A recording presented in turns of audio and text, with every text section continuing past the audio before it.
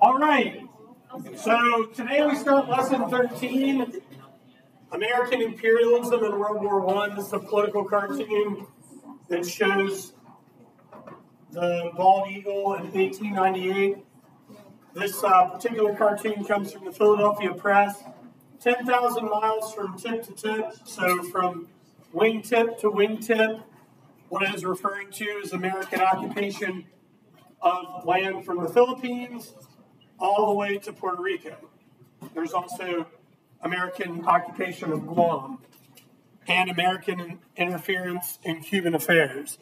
So we're going to start with imperialism today. We're going to get all the way up to the completion of the Panama Canal.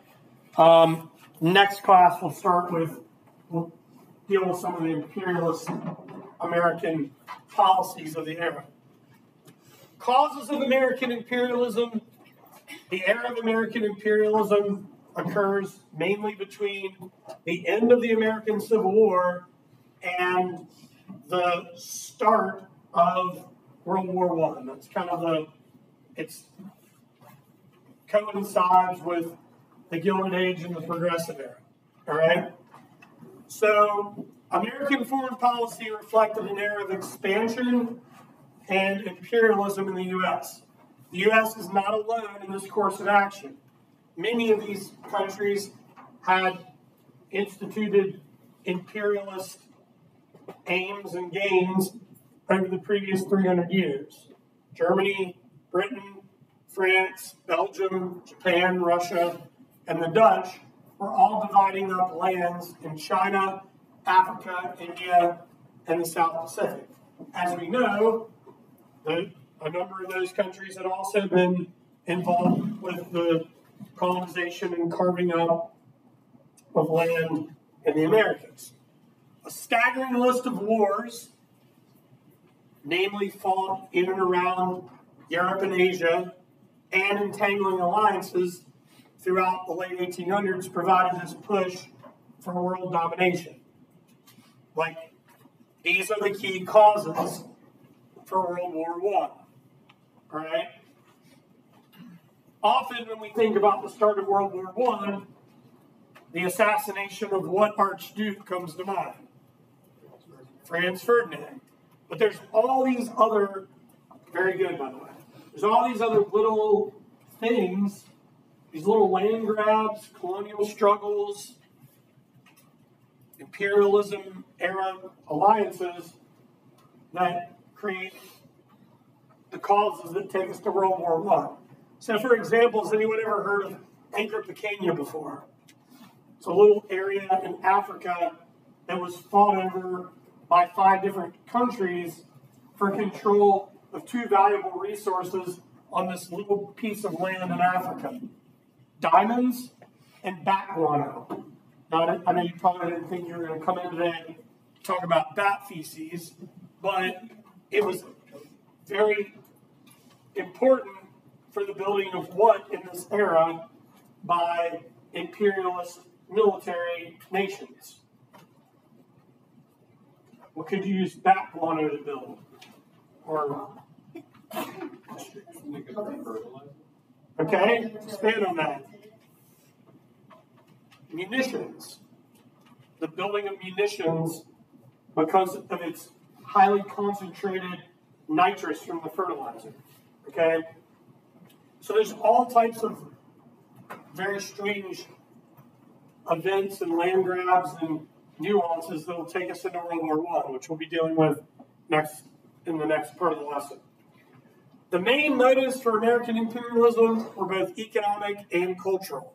Some historians would say this is an extension of America's manifest destiny beyond our shores in the post-Civil War era, and a belief in American superiority abroad.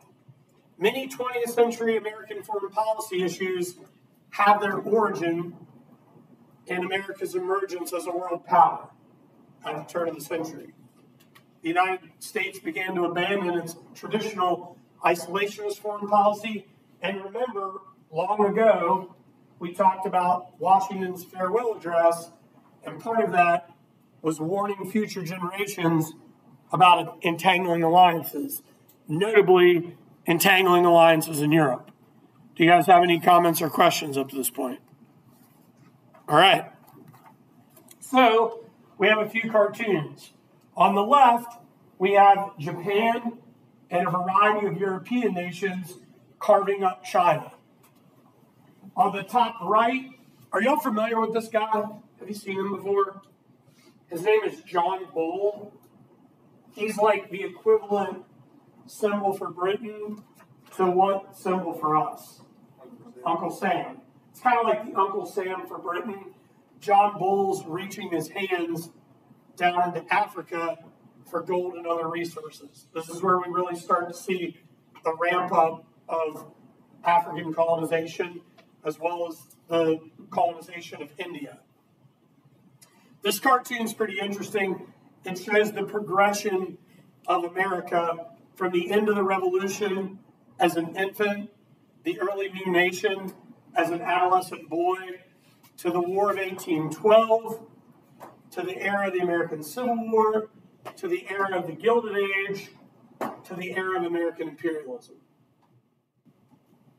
Any questions about these cartoons? All right. So, economic factors and cultural motives for American imperialism. Foreign trade. The U.S. had increasing agricultural output, as well as, by 1894, America's the world's #1 manufacturing nation. Obviously, with all of this growth and development in the Second Industrial Revolution, America has a desire to become a global trade power because of the amount of resources that they're producing. We have to also remember they have foreign competition in all aspects, agriculture and manufacturing. So they want to get their goods to foreign markets. That leads us to new marketplaces.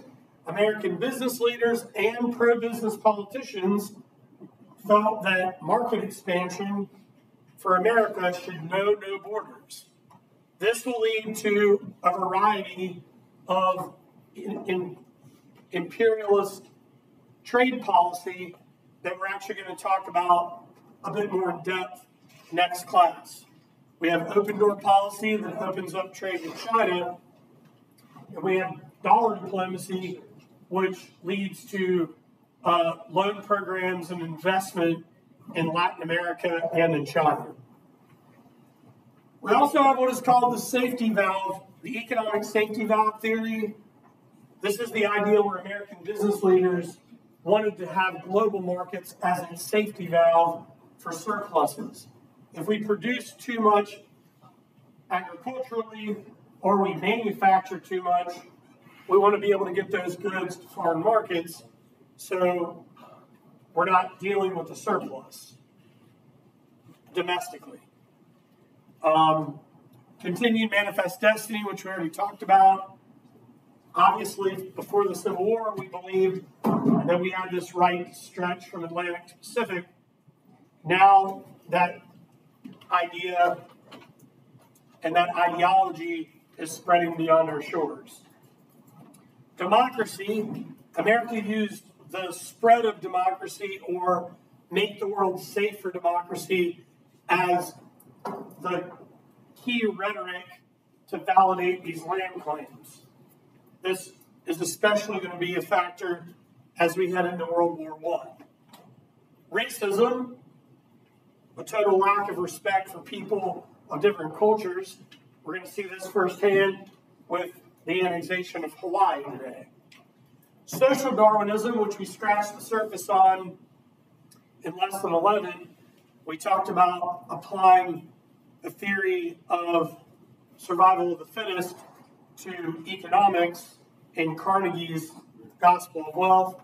Well, now sociologists Herbert Spencer and Lester Frank Ward are going to apply Darwinism to society and will also be tied to this era of imperialism. Spread of the Christian religion, a couple of key people involved in this part of it. Reverend Josiah Strong, author of a best-selling novel of the era, Acres of Diamonds, as well as Lottie Moon. Have you ever heard of Lottie Moon before? There's still like a fund that is raised internationally. It's the Lottie Moon Fund to like raise money for Christian missionaries worldwide. Economic dominance, industrial and agricultural might in the Second Industrial Revolution, and imperialism, global leader in trade and military might. This is the emergence of the global economy in which America becomes a leader.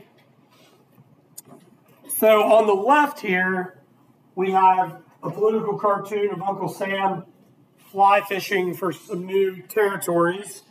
And what he's got his hooks into are Puerto Rico, Cuba, Guam, and the Philippines.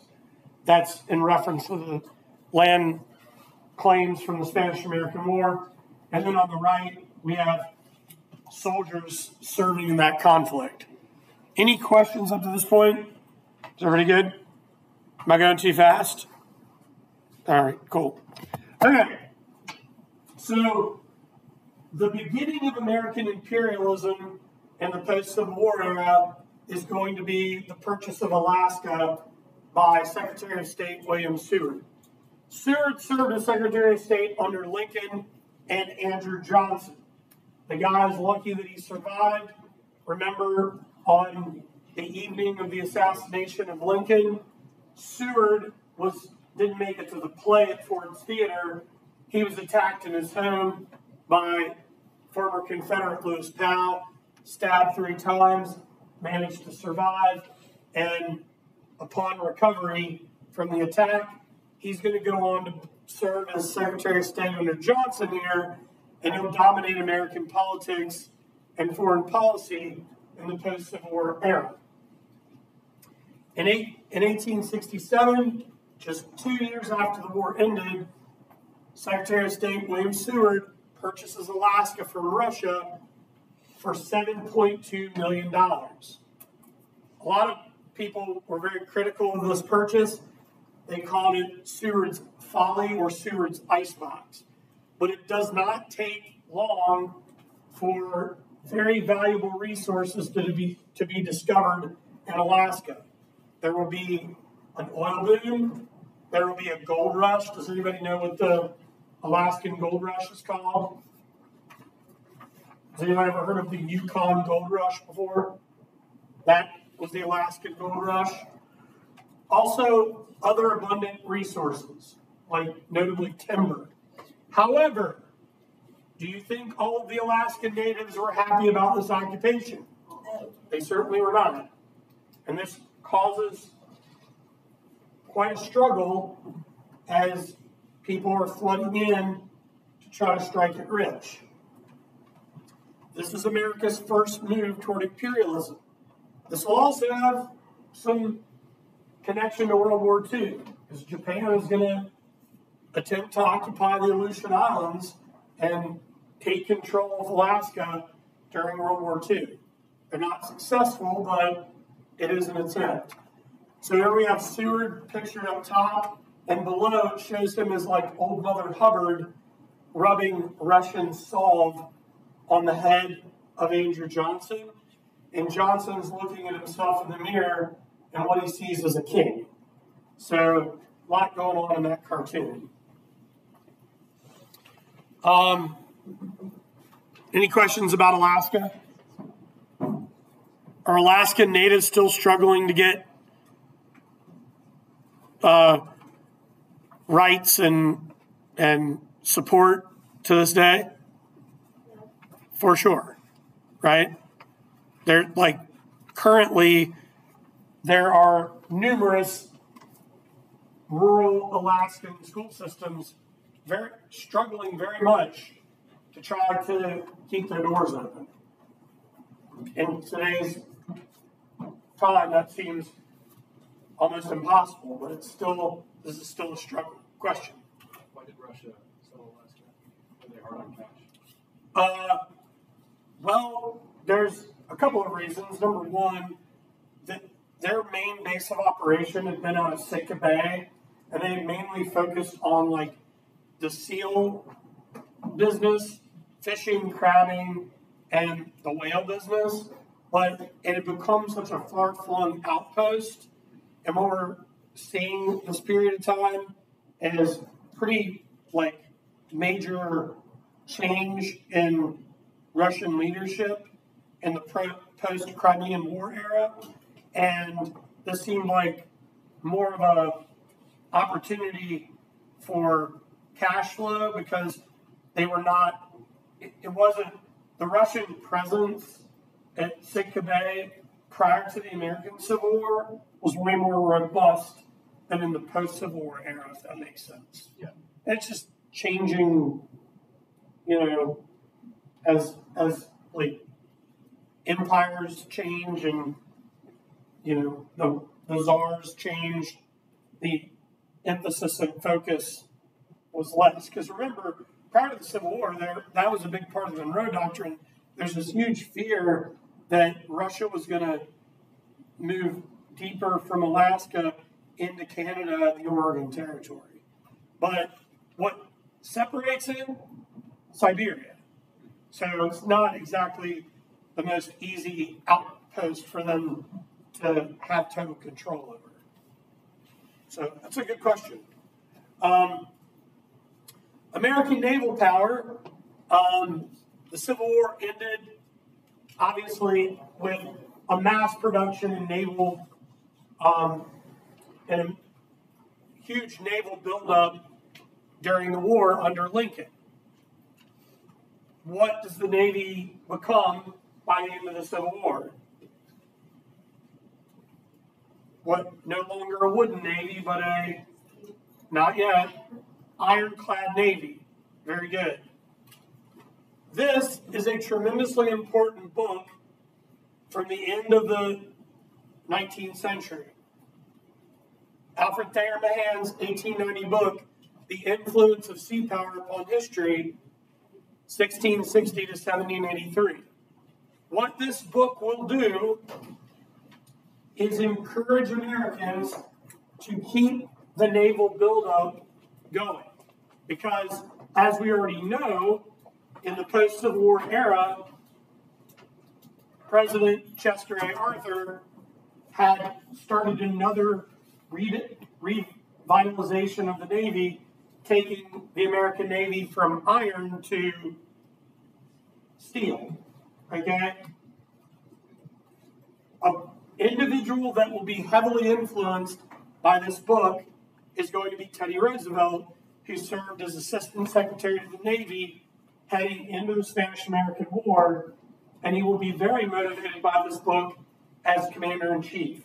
We're going to see significant American naval buildup from the end of the 1800s into the early 1900s. And other American allies in the West are going to keep their military buildup and their naval buildup going as well, notably Britain. We'll talk more about that next class as we get into the start of World War I. I think it's also important for you guys to understand that this is going to be influential in more American imperialism in the Pacific. There will be American purchases and land grabs at Midway Island, Wake Island, and American Samoa, which they actually ended up splitting with Germany, and that was quite awkward going into World War II. All right? Midway is going to be the site for a turning point battle in World War II that I'll be teaching you about in the not too distant future. Wake Island, occupied by the Japanese during World War II, will be regained by America. Same deal with American Samoa. All of these islands that America's trying to snag become naval outposts and places for American Navy and merchant marines to refuel. That then takes us to the Hawaiian annexation. A little bit about Hawaii, okay? just to kind of give you an idea, a lot of people in this era saw Hawaii as a group, just a chain of islands of savage natives. But Hawaii had interacted with the West in the late 1700s due to the arrival of a British explorer by the name of James Cook. Upon Cook's second arrival, he will be killed due to a violent attack by the natives. And in the early 1800s, this will inspire American missionaries to go to Hawaii to convert the natives to Christianity. However, upon arrival, everyone starts to realize that this is not a land of savages. This is actually a land of a monarchy with all of the islands unified that have their own system of government. Okay?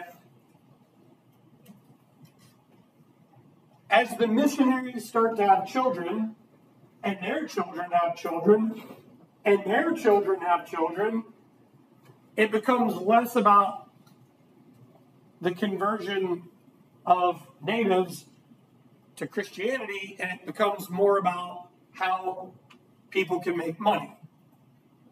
The Civil War plays a really important role for Hawaii because the American Civil War, what crop in the South was in high demand in the North that could easily be grown in Hawaii? Sugar. Very good. This is where the sugar plantations start to emerge. We also need to recognize that these missionaries brought some pretty nasty diseases that took out about 23% of the native Hawaiian population upon their arrival in the 1820s. Again, these sugar growers are making money. These missionary families are becoming more and more powerful, so much so that they create their own political party. Now, in the 1880s, or 70s and 80s, in 1875 and 1887, the Hawaiian monarchy and the U.S. government signed a couple of treaties that guaranteed commercial trade out of the Hawaiian Islands. Sugar, coffee, fruit, timber. And it also gave the U.S. rights to occupy and control Pearl Harbor. Why is Pearl Harbor important? Well, it was a great fueling station on Oahu, and it was a great place to dock ships in the Pacific. However, the 1890 McKinley tariff raised tariffs on imported goods. If Hawaii is not a territory and it's its own independent monarchy, what are those sugar growers going to have to pay?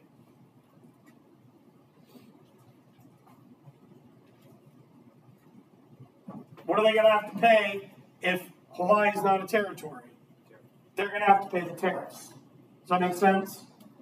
So, U.S. businesses like Castle and Cook, better known to us today as the Dole Fruit Company, they control like 75% of the farmable land in the Hawaiian Islands. They don't want to pay tariffs. So, Americans felt the best way to offset the tariffs was to annex Hawaii. And the guy that will lead the annexation is Sanford B. Dole. With U.S. Marines, Dole will overthrow the last monarch of Hawaii, Queen Liliuokalani, in a military coup d'etat in 1893. Queen Lil decides to respond by going to Washington, appealing to Grover Cleveland. And Grover Cleveland's like, yeah, we're not going to do this. I'm not interested in trying to have a military takeover of Hawaii. They're a sovereign nation. They have their independence. So Cleveland sends a diplomatic envoy back with Lila Kalani, and the military coup ignores it. And in 1895, Queen Lila Kalani will be put on house arrest for like 5 years, and America is going to put the pressure on President William McKinley during the Spanish-American War to officially annex Hawaii. And it was too good of an opportunity for McKinley to pass up, because what type of president is McKinley? He's an imperialist, right? And he's like, yeah, this makes sense. We'll control Pearl Harbor. This will give us an outpost in the Pacific, and it will decrease the tariffs for all of these fruit, coffee, and sugar growers in the Hawaiian Islands. And then this is when the Dole family becomes insanely powerful. Chances are every one of us in this room is probably eating Dole fruit at some point in our life, right? They're still around. So how do you think the native Hawaiians still feel about this? Not happy, okay? There's still a lot of resentment on the overthrow of Hawaii that became official in 1898. We'll talk about Hawaiian statehood next class. Spanish-American War. By 1895, Spain had lost pretty much all of its American colonies. Cuba is their one last big moneymaker, because what are some things that come out of Cuba that are very profitable? Sugar? Anybody else? Nobody? Sugar, coffee, rum, tobacco, cigars, lumber. A lot of stuff comes out of Cuba. Spain does not want to lose Cuba. The Cuban people, under the leadership of Jose Marti, lead a revolution. Don't confuse this with the Communist Revolution. That doesn't happen until the 1950s. To stop the Cuban insurgency, Spain will send a ruthless general by the name of General the Butcher Wilder.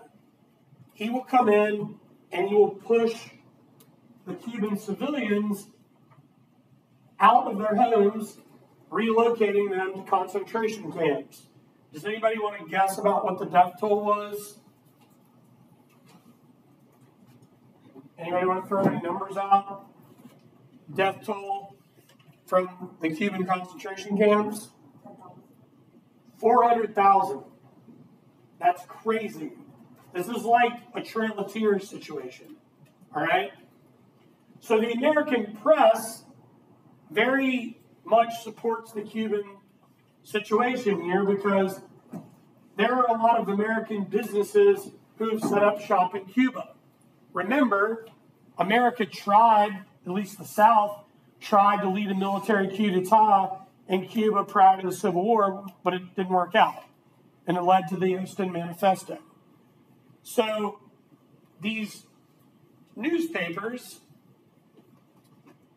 that we are going to refer to as yellow journalism or yellow journalists, mainly William Randolph Hearst of the New York Journal and Joseph Pulitzer of the New York World, who were two competing newspaper magnates, are going to sensationalize these stories that are going on in Cuba to try to get popular support for the war in America. Eventually, McKinley, who's trying to stay out of this war, is going to send a military envoy down to Havana, and that ship that he sends is the USS Maine. And on February 15th, 1898, in Havana Harbor, the USS Maine explodes. The yellow journalists report that the Spanish have attacked the ship. It's time for a declaration of war. The reality is, it was probably a boiler explosion.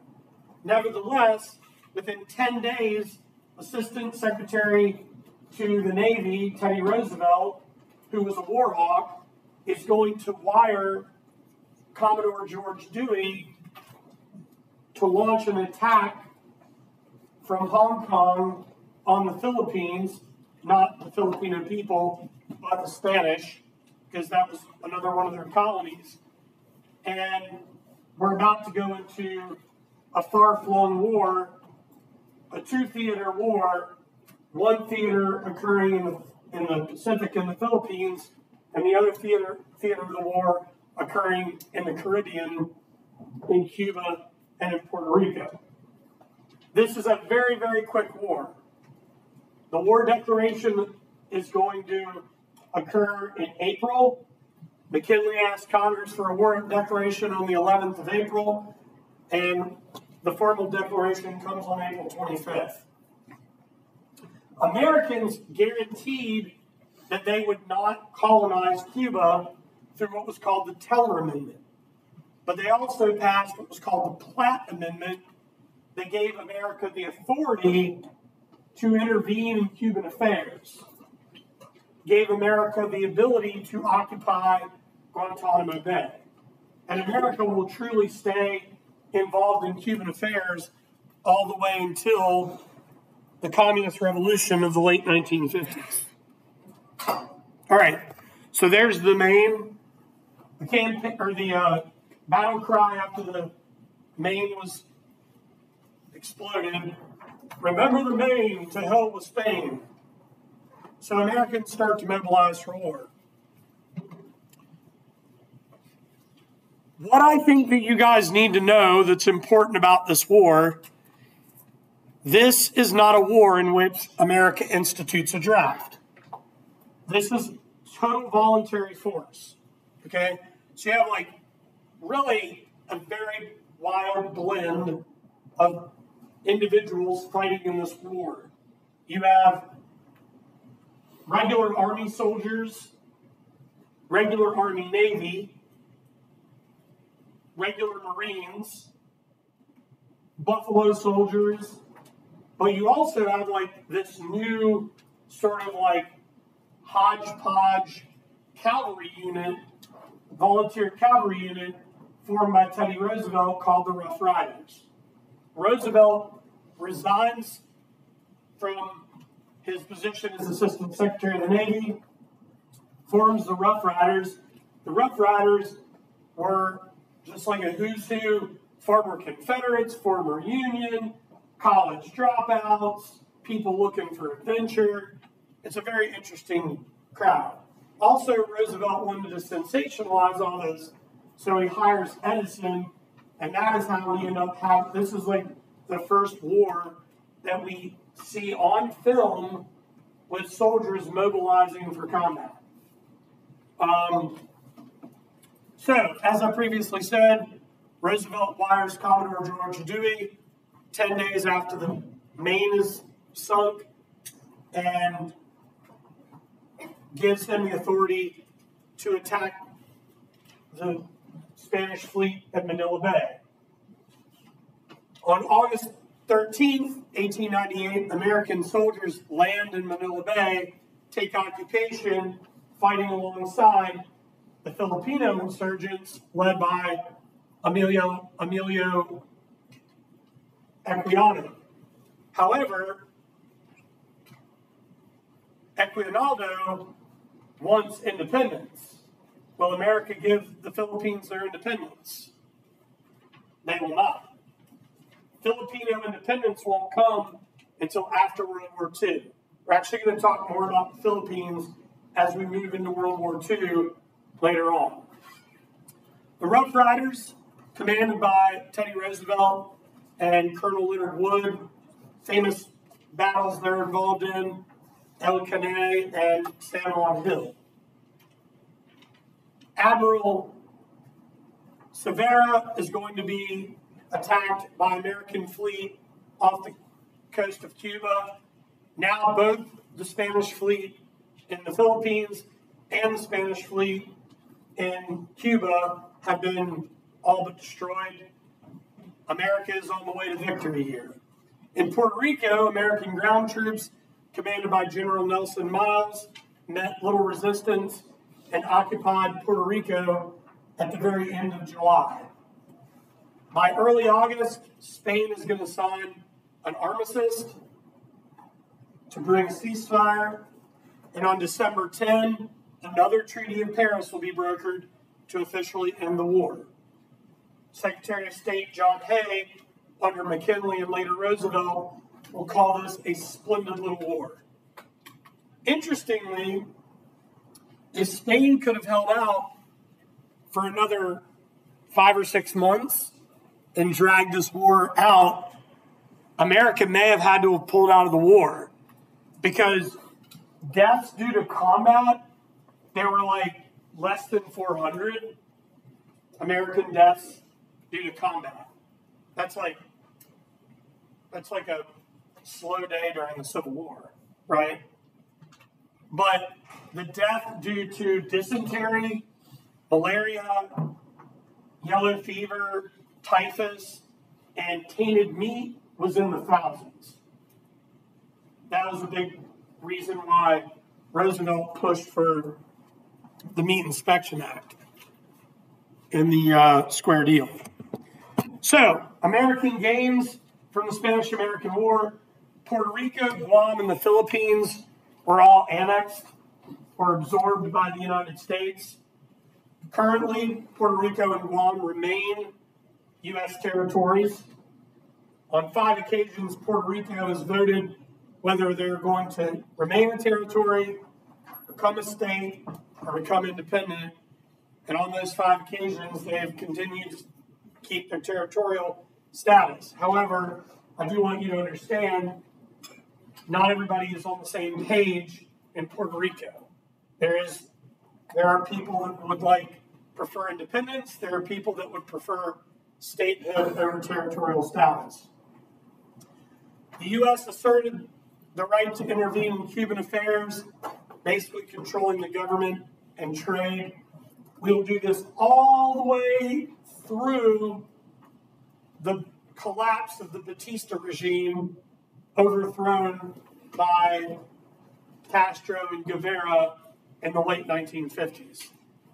And then, of course, as previously mentioned, both the Teller Amendment and the Platt Amendment allowed America to remain involved in Cuban affairs. So there's a propaganda button, remember the Maine, and then this is a picture of Roosevelt and the Rough Riders atop San Juan Hill, which is controversial because the Buffalo Soldiers had already occupied the hill before they had taken it. Any questions about the Spanish-American War? Somebody asked a really good question about, the American territory of Guam. What is Guam mainly for America at this rate? What exists there for America? Anybody know? A military base. So Guam is primarily a military installation. It was actually taken by the Japanese during World War II and regained by American forces. So again, a story for a different day. This is where we're going to wrap up. Panama Canal and the role of Roosevelt. Teddy Roosevelt became president in 1901 after the death of McKinley. Remember, McKinley was shot in Buffalo, New York by anarchist Leon Czolgosz.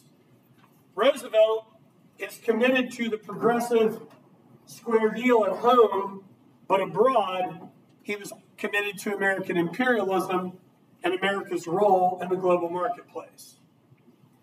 Roosevelt will set his sights on Panamanian independence and the successful construction of the Panama Canal. The French had started construction in 1881. What other canal had the French been part of constructing and designing and building that was successful? Suez. But when the French came in, they were not prepared for the obstacles that they had to face. Where does Panama sit on the globe? Good. The equator. What's the weather like on the equator? Hot, humid, marshy, swampy. A lot of the laborers died of disease. A lot of laborers died of snake bite, malaria, dysentery, landslides. Anybody want to take a wild guess at the estimate on how many laborers died in the French construction? A lot, yes. 10,000 is a good guess. Somewhere around 22,000 died on the job. France, yeah, the death of workers was bad, but why do you think France pulled out of the project? Any ideas? No. They were way over budget. It got way too expensive. They pull out of the project. Roosevelt sees an opportunity, supports Panamanian independence over Colombia. Panamanian independence is gained within days. Panama Canal construction starts during the presidency of Roosevelt, comes to a conclusion at the very end of Taft leaving office and Wilson coming into office. And what it will do is connect the Atlantic and Pacific. What system, though, was put into place here that made this so ingenious? Any ideas? What system was used where you can raise and lower water levels in a canal system? They did use dams. Very good. Do you know what that technology is called? Where you, like, a boat comes through and you release water from a dam and that will lift the boat. Does anybody know what that system is called? It's called a lock system. Did you know that? Did you guys know that? So this was a really sophisticated lock system with these massive gates. It is still considered one of the greatest feats of engineering in the history of the world. And guys, it's legit time travel for shipping. It cuts off the voyage from New York to San Francisco by 8,000 miles. Because if you are trying to go around South America, around Cape Horn, or you're trying to go through the Straits of Magellan, that's real dangerous and very expensive. Now, they attempted before, they had successfully built a railroad. Why was the railroad a problem before the canal was completed? Yeah, but also what you would do on one side of the Panama Canal Zone, you'd unload everything from a ship, load it onto a railroad, boxcars. They'd have to take it over and have to load it back onto another ship. It was very expensive and very time consuming. So that's a little bit about the Panama Canal. This is the Panama Canal Zone. That map shows the flow of shipping lanes that come out of the Panama Canal Zone. And this is Roosevelt political cartoon of him digging his way through. He will famously say, "I did not steal the Panama Canal, I built it." All right, questions up to this point? All right, that's all I've got for you today.